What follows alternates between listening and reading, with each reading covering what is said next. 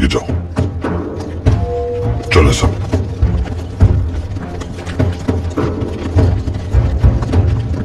शहजादे आप आगे चले।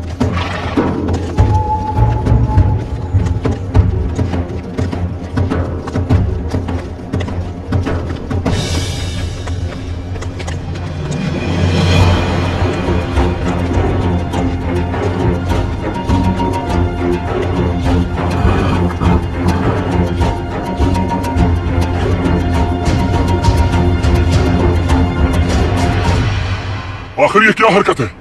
होश में हो तुम लोग? अर्तुगरुल भाई का रास्ता रोकने की हिम्मत कैसे हुई? हमारा इससे कोई ताल्लुक नहीं।